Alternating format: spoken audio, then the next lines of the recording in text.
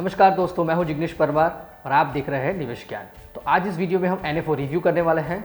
बंधन mutual funds के द्वारा लॉन्च किए गए उसके नए एनएफओ बंधन फाइनेंशियल सर्विसेज फंड के बारे में। तो दोस्तों, ये एक ओपन एंडेड इक्विटी प्रकार की स्कीम है जो कि इन्वेस्ट करने वाली है फाइनेंशियल सर्विसेज सेक्टर में। ये एनएफओ ओपन हुआ है 10 जुलाई 2023 को और क्लोज होने वाला है 24 जुलाई 2023 को। तो इस एनएफओ की जानकारी अच्छे से समझने के लिए इस वीडियो को अंत तक देखें।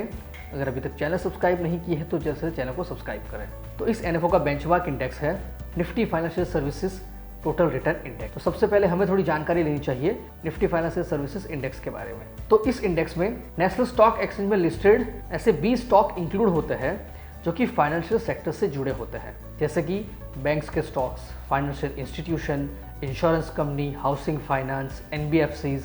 इस प्रकार के जो भी स्टॉक्स होते हैं वो सारे स्टॉक्स इस इंडेक्स में इंक्लूड है। तो अब हम बात करेंगे इस इंडेक्स के टॉप 10 स्टॉक्स और उसके वेटेज के बारे में। तो सबसे ज़्यादा वेटेज है एचडीएफसी बैंक लिमिटेड 22.47%, फिर आईसीआईसीआई बैंक लिमिटेड 19.55%, फिर housing development finance corporation 15.42%, Kotak Mahindra bank 8.12%, उसी तरह से axis bank, state bank of India, Bajaj finance limited, Bajaj Finserv limited, HDFC life insurance company limited, SBI life insurance company limited. तो ये है इस index के टॉप 10 स्टॉक्स और उसका वेटेज।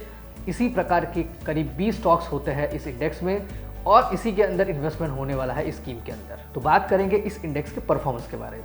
इस इंडेक्स का 1 साल का रिटर्न है 30.79%, 5 साल का रिटर्न है 13.49% और सिंस इंसेप्शन यानी कि करीब 12 साल का रिटर्न है 17.91%। तो अगर आप भी इस स्कीम में इस एनएफओ में इन्वेस्टमेंट करेंगे तो कुछ इसी प्रकार का रिटर्न मिलने की पूरी संभावना है। तो आगे बढ़ेंगे हमारे एनएफओ में। शुरू करेंगे एसेट एलोकेशन से। तो यहाँ पर 80 से लेकर 100% तक का इन्वेस्टमेंट हो सकता है फाइनेंशियल सर्विस सेक्टर के इक्विटी और इक्विटी रिलेटेड इंस्ट्रूमेंट्स में। 0 से लेकर 20% तक का इन्वेस्टमेंट हो सकता है अदर देन फाइनेंशियल सेक्टर के इक्विटी और इक्विटी रिलेटेड इंस्ट्रूमेंट्स। 20% तक का इन्वेस्टमेंट हो सकता है debt and money market instruments में एंड 10% तक का इन्वेस्टमेंट हो सकता है units of REITs and equities. मतलब कि इसके अंदर से कोई अच्छा सा कॉम्बिनेशन बनाकर अच्छा पोर्टफोलियो बनाया जाएगा। बात करेंगे फंड मैनेजर की। तो यहाँ पर इक्विटी के लिए है सुमित अग्रवाल एंड मनीरा गुनवानी, डेट का पोर्टफोलियो संभालेंगे हर्षल जोशी और ओवरसीज का पोर्टफोलियो संभालेंगी Mrs Nishita Shah. Minimum application amount है 1000 रुपये और एडिशनल परचेज भी आप कर सकते हैं 1000 रुपये से और एसआईपी आप शुरू कर सकते हैं 100 रुपये से। और इस एनएफओ में एसआईपी, एसटीपी, एसडब्ल्यूपी सारी फैसिलिटीज अवेलेबल है। प्लान एंड ऑप्शन की बात करें तो डायरेक्ट एंड रेगुलर और growth and income distribution of capital withdrawal and dividend pay out and dividend reinvestment. इस एनएफओ में सारे प्लान एंड ऑप्शंस अवेलेबल है। लोड स्ट्रक्चर में एग्जिट लोड की बात करें, यूनिट अलॉटमेंट से 1 साल के अंदर कुछ भी रिडम्पशन स्विच करते हैं तो 1% का एग्जिट लोड एप्लीकेबल है और 1 साल के बाद कोई भी एग्जिट लोड एप्लीकेबल नहीं है। तो स्टैम्प ड्यूटी 0.005% कंपलसरी एप्लीकेबल है। स्कीम का एक्सपेंस रेशियो रह सकता है 2.25% तक रेगुलर प्लान के लिए। जैसे जैसे ईयूएम बढ़ता जाएगा एक्सपेंस रेशियो कम होता जाएगा।